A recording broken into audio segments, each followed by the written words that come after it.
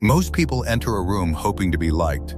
They smile too much, they speak too fast, and they practically beg for approval. A master enters a room and ensures he is never ignored. While you have been taught that kindness is the ultimate virtue, the world has been busy eating you alive. You have been playing by the rules of a fairyland, while the men who actually run the world are playing by the rules of Niccolò Machiavelli. Machiavelli didn't write for the weak. He wrote for the bourgeois, the kings, and the conquerors. He understood a chilling truth. The world is a den of wolves. If you insist on being a sheep, you don't deserve respect. You deserve to be dinner. Today, we are stripping away the delusions. I am going to hand you the 7 dark rules of Machiavellian power. These are not tips for making friends. These are strategies for psychological dominance. By the time this video ends, you will no longer be a victim of circumstances. You will be the architect of them. But beware. Once you see the world through the eyes of the strategist, you can never go back to being a commoner. Rule number 1. The Shield of Unpredictability. The man whose path is a straight line is easily hunted. The man whose path is a zigzag is a ghost. In every social circle, in every office, and in every boardroom, there is a map of your behavior. People are constantly studying you. They want to know your price, they want to know what makes you angry, and they want to know exactly how you will react to a threat. Why? Because if they can predict you, they can control you. Machiavelli taught that the greatest tool of a ruler is the ability to keep his own subjects and his enemies in a state of perpetual suspense. When people cannot predict your next move, they develop a psychological itch. That itch turns into anxiety. And that anxiety turns into a deep, primal respect. Humans are pattern recognition machines. If you always say yes to a favor, people stop being grateful. They start being entitled. If you always lose your temper at the same insult, your enemies know exactly which button to press to make you look like an amateur. To be powerful, you must break the pattern. In conversation, if you are usually talkative, become suddenly, chillingly silent. Let the silence hang until the other person starts rambling to fill the void. They will reveal their secrets. You will reveal nothing. In conflict, if someone expects you to be offended, laugh. If they expect you to be aggressive, be unnervingly polite. By being unpredictable, you create a shield. People will hesitate to cross you because they don't know if you will respond with a handshake or a dagger. They will spend their energy trying to figure you out, while you spend your energy moving toward your goal. Machiavelli observed that the most successful captains were those who changed their nature to suit the times. A brave man who is always brave is a fool. He will eventually walk into a trap. But a man who is brave one day and cautious the next, he is a nightmare. He is a ghost that cannot be captured. A wise man should never let his thoughts be read upon his face, nor his next step be heard in his gait. To be understood is to be conquered. If you allow people to feel they know you completely, you have given them the keys to your prison. Keep them guessing. Keep them uncertain. Force them to watch you with the intensity of a man watching a flickering flame. But remember, unpredictability is just a defensive shield. It keeps people back. To truly command their souls, you must master the art of being nowhere when they need you most. And that brings us to the most dangerous rule of all, the art of selective absence. Rule 2. The art of selective absence. Presence diminishes fame, but absence augments it. The man who is always seen is eventually stepped upon. The man who vanishes becomes a myth. There is a fatal error made by the modern man. He believes that being available is a sign of value. You answer every text within seconds. You attend every party you're invited to. You are the first to arrive at the office and the last to leave. You think you are showing loyalty and work ethic. Machiavelli would call you a servant. The truth is much darker. Human beings are biologically programmed to ignore what is abundant and crave what is scarce. Think of the air you breathe. It is the most vital element for your survival, yet you never think of it, never praise it, and never give it respect because it is everywhere. Now, think of gold. It is a useless yellow rock that you cannot eat or use for warmth, yet men kill for it. Why? Because it is rare. If you want to be powerful, you must stop being air and start being gold. In The Prince, Machiavelli speaks of the delicate balance a ruler must maintain. If he is too present among the people, his flaws become visible. His humanity starts to show. And once people see that a leader is just a man, that he eats, sleeps, and sweats just like they do, the aura of power evaporates. When you make yourself too available, you allow people to finish you. They figure out your rhythm. They realize they can call you at 10 p.m. and you'll answer. They realize they can disrespect your time without consequence. You become a utility, like a light switch. People don't respect the light switch, they only notice it when it breaks. By practicing selective absence, you force the world to imagine you. And the imagination of others is a far more powerful tool for building your reputation than your actual presence could ever be. When you are gone, people do not remember your flaws, they fill the void with their own fantasies of your greatness. How to execute the disappearance. This is not about being ghosting or being immature. It is a strategic withdrawal designed to reset your value. In professional life, stop being the person who checks in constantly. If you provide immense value, let there be periods where you are unreachable. When you return, your input will carry the weight of an oracle's prophecy. People will think, he has been busy with matters more important than this, even if you were simply sitting in silence. In social circles, never be the life of the party who stays until the lights go up. Arrive late, be the most impactful person in the room for 1 hour, and leave while the energy is still high. Leave them wanting more. If you stay until the end, you become part of the cleanup crew. If you leave early, you become the topic of conversation for the rest of the night. In relationships, smothering is the death of desire. Power is maintained in the space between two people. By withdrawing your attention occasionally, you force the other person to realize what life is like without your protection and your strength. Machiavelli noted that the most respected leaders were those who stayed in their citadel and only emerged for moments of great importance. They understood that the more you are seen, the more common you appear. Look at the titans of history. They didn't hold open-door policies. They were guarded. They were distant. When they spoke, it was an event. When they moved, the world shook. This wasn't because they were inherently better. It was because they understood that familiarity breeds contempt. The sun is most appreciated when it is obscured by clouds.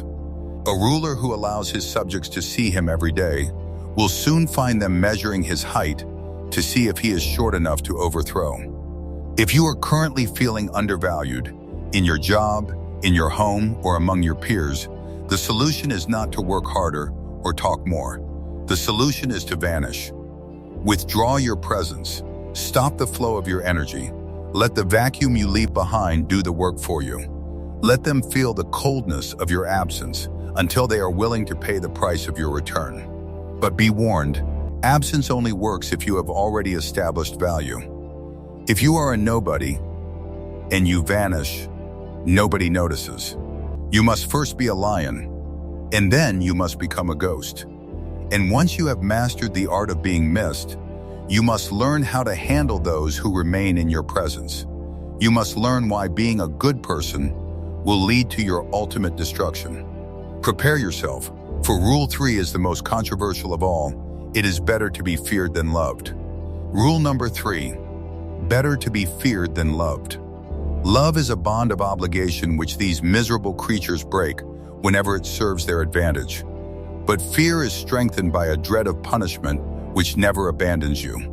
We arrive now at the burning heart of Machiavelli's philosophy. This is the rule that separates the kings from the martyrs. and the titans from the casualties. If you ask a common man, is it better to be loved or feared? He will give you a Sunday school answer. He will tell you that love is the ultimate power. He is a liar, and he is a victim. Machiavelli looked at the bloody history of the Italian city-states and saw a recurring pattern. Leaders who relied on the love of their people were executed the moment the grain ran out or the enemy reached the gates. But those who were feared, they survived, they thrived, they kept order. You must understand the psychological anatomy of these two emotions. Love is a fickle, fleeting emotion. It is a gift that the other person chooses to give you. Because they control it, they can take it away at any moment. Fear, however, is an instinct. It is a primal reaction that you control. When you are feared, the obligation to respect you is not a choice they make. It is a survival mechanism they cannot ignore. In the modern world, we don't use guillotines, but the mechanics of power haven't changed. The loved boss is the one whose employees slack off because they know he's too kind to fire them. The loved friend is the one who gets taken for granted because everyone knows he'll always forgive them. When you prioritize being loved, you are placing your reputation in the hands of others. You are begging them to be good to you. Machiavelli warns that men are ungrateful, fickle, and greedy. The moment their self-interest conflicts with their love for you, they will betray you. Fear, however, is a permanent anchor. If a man fears the consequences of crossing you, he will remain loyal even when he hates you. In the world of power, a loyal enemy is more useful than a treacherous friend. Here is the nuance that most people miss. Fear is not the same as cruelty. Machiavelli was very clear. A leader should seek to be feared, but he must at all costs avoid being hated. Hatred is the fuel of revolution. If you are a mindless bully, you create a room full of people who have nothing to lose by destroying you. To be feared, you must be firm, consistent, and demonstrate that you have the teeth to bite if necessary. People must know that there is a line, and if they cross it, the sun will not set before they face the consequences. To avoid hatred, you must be just. Do not take what belongs to others without a clear, public reason. Do not strike out of petty emotion, strike only out of strategic necessity. How do you apply this in a world of HR departments and social media? Set the standard early. When you start a new job or enter a new circle, do not start with a smile. Start with high standards and a certain coldness. It is much easier to start strict and become slightly more relaxed later than to start as a friend and try to discipline people later. The price of betrayal. If someone disrespects your time or violates your trust, the punishment must be swift and visible. You don't need to scream. A calm, cold withdrawal of all favor and opportunity is often more terrifying than a shout. The shadow of the sword. You don't have to use your power often. You just have to make sure everyone knows you have it. A lion doesn't have to roar every hour to remind the jungle who is in charge. He just has to look like a lion. Men worry less about doing an injury to one who makes himself loved than to one who makes himself feared. For love is held by a chain of duty which, since men are bad, is broken at every opportunity for their own profit. But fear is held by a dread of punishment that never fails. Most people are too weak to embrace this. They want the warmth of being liked. But you are a strategist. You know that being liked is a luxury, but being feared is a necessity. People will forget your kindness within a week, but they will remember the time you made them tremble for the rest of their lives. But even a feared man can be toppled if his enemies see his next move. Fear keeps them back, but silence keeps them blind. And that leads us to Rule 4, the power of the silent strategist. Conceal your intentions. Rule 4, conceal your intentions. A man who declares his game before he plays it is not a player, he is a target. The tongue is the only tool that grows sharper with use, yet it is the very thing that cuts its owner's throat. In the modern world, there is a frantic, almost pathetic urge to be transparent. We are told to share our truth, to broadcast our goals on social media, and to be authentic. To a Machiavellian strategist, this is not virtue, it is suicide. Niccolò Machiavelli observed that the most successful princes of the Renaissance were those who were masters of the mask. They understood that information is the currency of power. When you reveal your intentions, you give your enemies a roadmap to your destruction. You allow them to build walls where you plan to walk and set traps where you plan to sleep.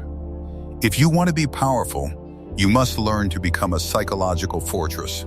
Your mouth should be a gate that only opens when you wish to let out a distraction, never when you wish to reveal the truth. Imagine two generals. The first announces his strategy to his troops, boasting of how he will take the hill by dawn. The news travels, the enemy hears, and by midnight the hill is a death trap.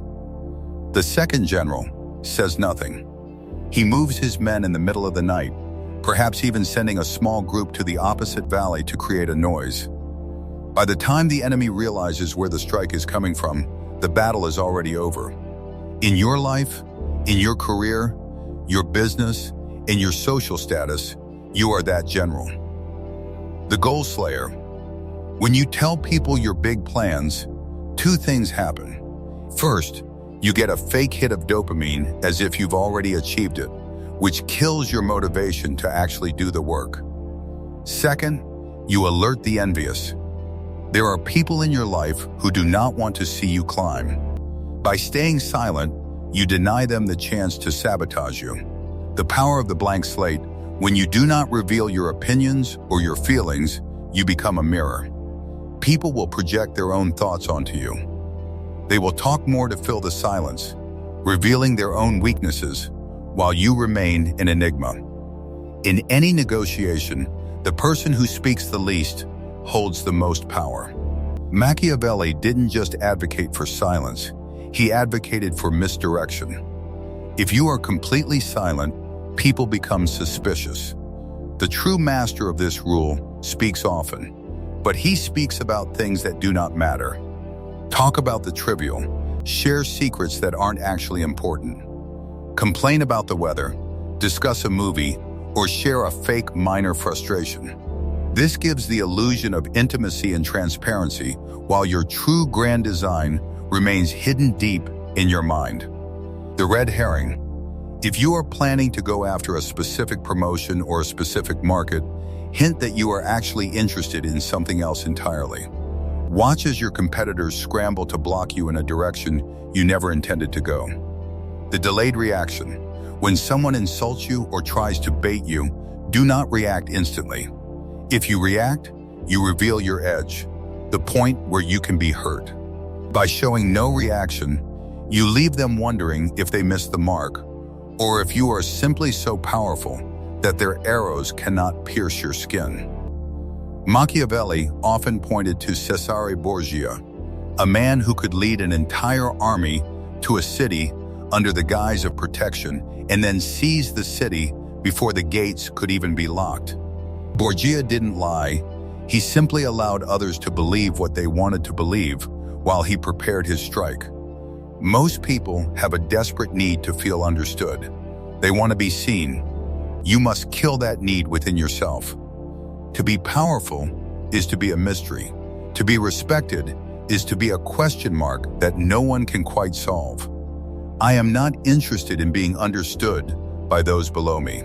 I am interested in being feared by those against me and obeyed by those beside me. A hidden heart is a heart that cannot be broken. A hidden plan is a plan that cannot be stopped. The strategist moves in silence, not because he is shy, but because he is lethal. He knows that the moment he reveals his why, he has surrendered his how. But keeping people in the dark is only half the battle. To truly rule the room, you must learn how to turn the people inside it into your instruments. You must learn how to play upon their vanity like a master musician plays a lute. Prepare your silver tongue. For Rule 5, is the most subtle weapon in our arsenal, the mirror of flattery. Rule number 5. The mirror of flattery. Men are so simple and so much possessed by their immediate needs that he who coaxes their ego will always find those who are happy to be deceived. We have discussed silence and absence, but power is not merely a game of withdrawal. It is a game of interaction. To be a true strategist, you must understand that every person you meet carries a heavy, invisible burden, their own ego. Most people try to win arguments by being right. They use logic, they use facts, and they crush the other person's opinion. Machiavelli would laugh at this. If you win an argument but bruise a man's pride, you have not won. You have merely created a silent enemy who will wait for the perfect moment to trip you in the dark. The master does not argue. The master uses the mirror of flattery. He reflects back to people the version of themselves they desperately want the world to see. By feeding their ego, you dull their senses. A man who is being praised is like a man who is drunk on wine. He becomes clumsy, his guard drops, and he begins to see you not as a rival, but as a kindred spirit. Machiavelli observed that men are so well pleased with themselves and their own actions that they fall into a trap from which they can only be rescued with difficulty. This trap is vanity. When you flatter someone, you aren't just being nice. You are performing a psychological bypass. You are telling their brain, I am not a threat, I am an admirer. Once they believe you are an admirer, they stop hiding their intentions from you. They begin to give you information, favors, and access, all because you made them feel like the center of the universe. The indirect compliment. Never use cheap flattery. If you tell a genius he is smart, he knows you are lying or seeking a favor. Instead, ask for his advice on a complex problem. By asking for his advice, you are showing him you think he is a genius without ever saying the word. This is far more addictive. The mirroring technique. People love those who are like them. Subtly mimic their body language, their choice of words, and their pace of speech. When you mirror someone, you are flattering their very existence. You are saying, your way of being is the correct way.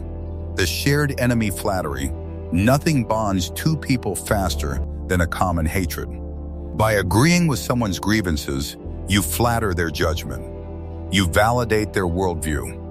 Once you have validated them, they are yours to lead. The danger of flattery is that it can smell like a lie.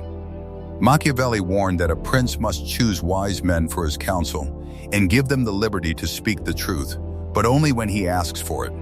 In your own life, you must use flattery as a smokescreen. While they are basking in the warmth of your praise, you are observing their weaknesses. Who do they fear? What are they insecure about? What is their ultimate ambition? While they are talking about themselves because you've made it so comfortable to do so, you are gathering the intelligence you need to rule for. You are learning the terrain of their mind so that when the time comes to move, you know exactly where the bridge is weak.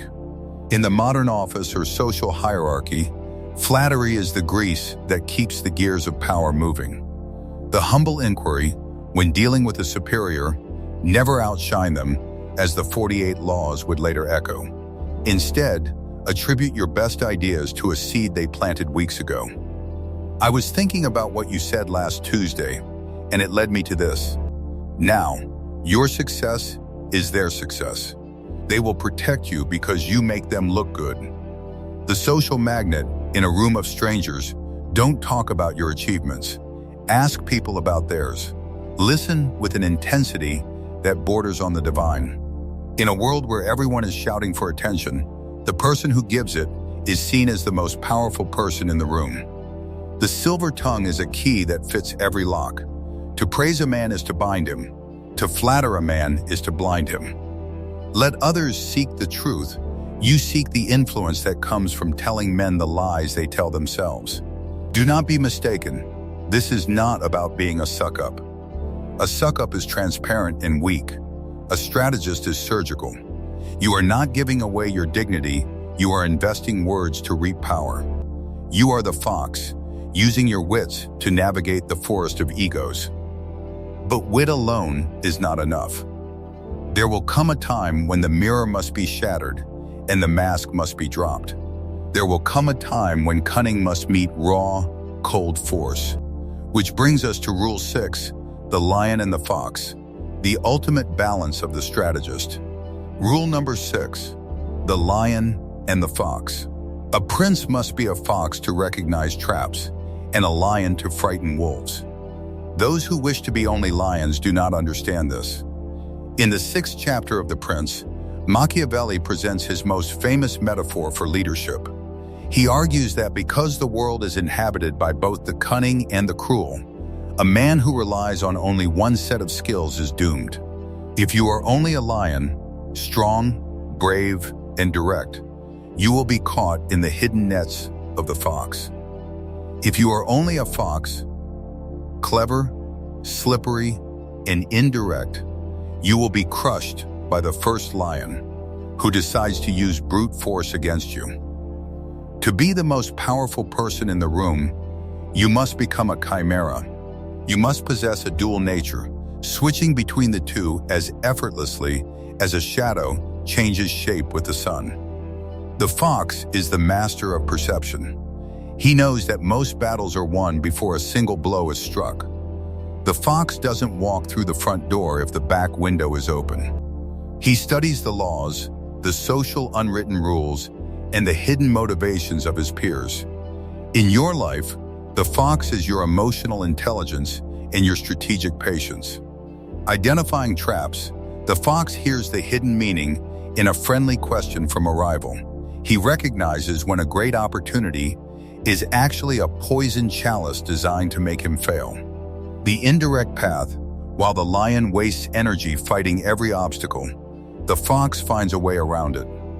If a superior is blocking your path, the fox doesn't argue. He makes himself indispensable to the superior's boss, rendering the obstacle irrelevant.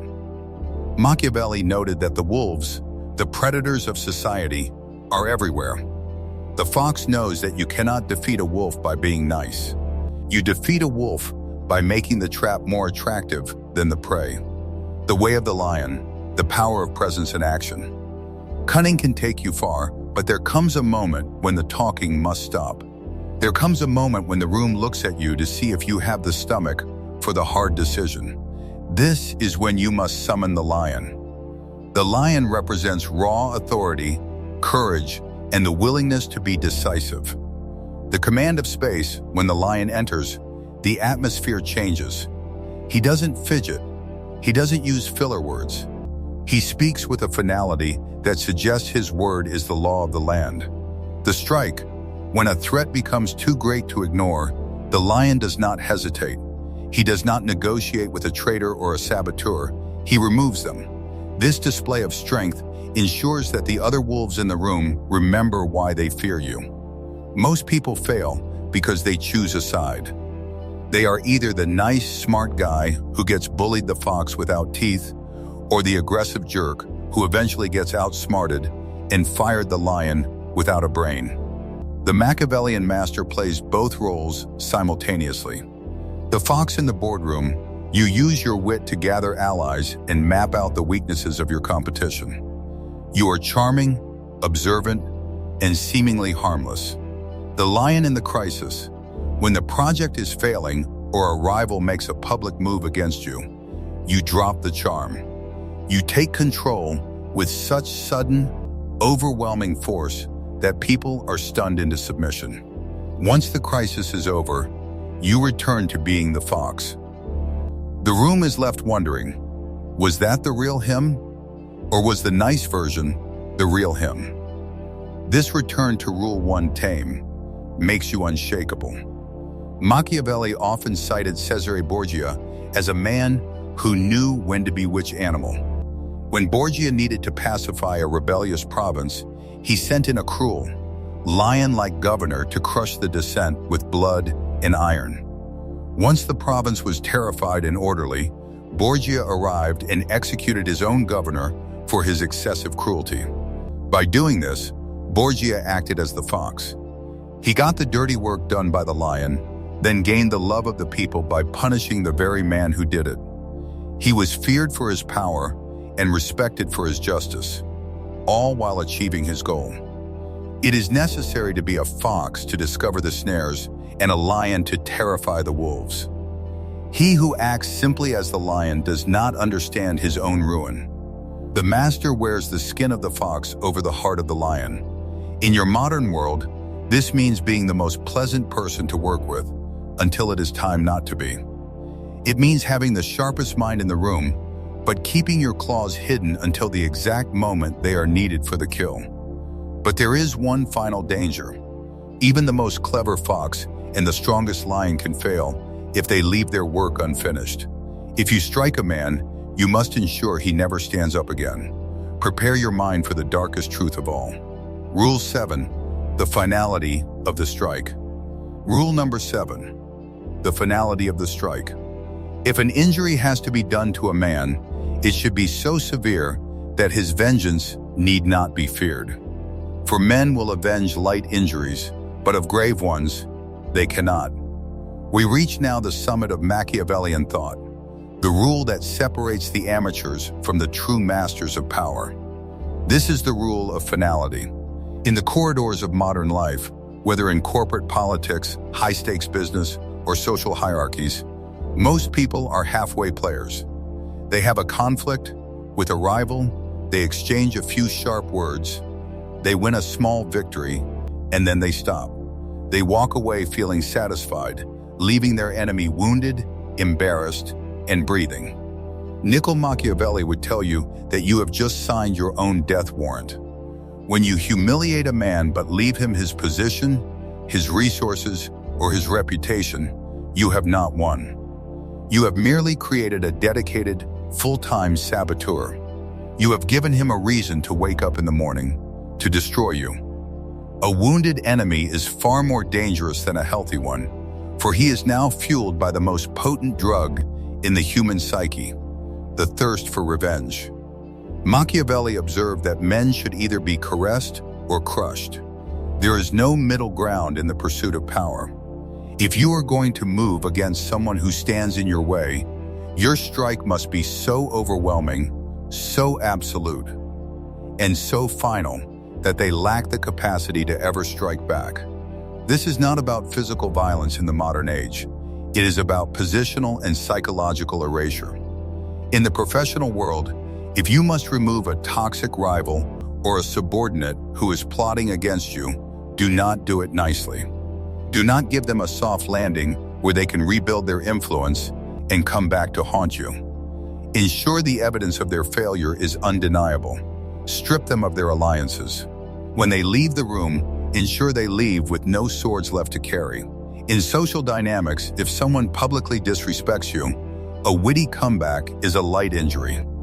A total strike is to socially isolate them by making their behavior so radioactive that your entire circle chooses you over them. You don't just win the argument, you win the environment. We are conditioned to believe that mercy is a sign of strength. In the realm of pure strategy, mercy is often a sign of vanity. We show mercy because we want to feel like the bigger person. We want to see ourselves as the hero of the story. Machiavelli warns that this is a delusion. The person you spare does not see your mercy as a gift. They see it as your weakness. They see it as a lack of resolve. They will wait, perhaps for years, pretending to be your friend or your loyal soldier until the moment you trip. Then, they will push you into the abyss. To strike with finality is to be truly merciful in the long run. Why? Because a single devastating blow ends the conflict instantly. A kind man who engages in a long, drawn-out back-and-forth battle causes 10 times more suffering than the strategist who ends the war in one afternoon. The finality of the strike requires two things: preparation and speed. The gathering of wood, you do not strike the moment you feel annoyed. You wait. You observe. You gather the fuel, the mistakes they've made, the people they've alienated, the technicalities they've overlooked. You build your case in total silence, refer back to Rule 4. The spark. When the moment is right, you strike with everything at once. You do not give them time to explain, time to pivot, or time to call their allies. By the time they realize they are under attack, the fire is already too large to put out. The clean sweep. Once the blow is landed, do not gloat. Do not hang around to watch them suffer. Finish the business and return to your fox persona. The world should see the result, but they should never see the blood on your hands. Machiavelli's wisdom is often called dark, but in truth, it is simply clear. He saw that the nice guy is usually the one who ends up bitter and betrayed, while the man who understands these 7 rules is the one who can actually build something lasting. Power is not about being a villain. It is about refusing to be a victim. It is about understanding that in a world of actors, the man who knows he is in a play is the only one who can direct it. The path to the throne is littered with the bodies of those who did their enemies a small favor. Do not strike to hurt, strike to end. For a man who cannot rise again can never seek vengeance. You now possess the keys to the forbidden library. You have the 7 dark rules that have guided the most powerful figures in human history. Unpredictability to keep them off balance. Absence to increase your value. Fear to ensure loyalty. Silence to hide your path. Flattery to dull their senses. The dual nature of the lion and the fox. Finality to end the threat forever. The room is waiting for you. The people inside it are still playing by the old broken rules of being liked. They are waiting for a leader. They are waiting for someone who isn't afraid to see the world for what it truly is. Go forth. Be the strategist. Be the enigma. And remember, it is better to be the one who moves the pieces than the one who is moved by them. The game has begun. Make sure you are the last one standing. The world doesn't reward those who wait for permission. It rewards those who take command. You have been given the map to the high ground. Now you must decide if you have the stomach to climb it. Most will watch this video and go back to being comfortable, back to being ignored, and back to being used. But you are different. You stayed until the end because you recognize that the old ways are dying. You are ready to stop being a pawn in someone else's game and start being the grandmaster of your own. The transformation starts now. Your first strategic move. Commit to the silence. In your very next interaction today, say 50% less than you usually do. Watch the power dynamic shift in real time as the other person scrambles to fill the void. Claim your territory. Comment the prince below if you are committing to these rules. It is your silent pact with the world of strategists. Study the craft. If you want to dive deeper into the psychology of the elite, subscribe and turn on notifications. We are building a legion of the unshakable. Machiavelli once said that fortune is a woman who must be seized by the bold. Fortune is looking at you right now. Don't blink. Go out there and command the room. Your new life as a strategist begins the moment you close this tab.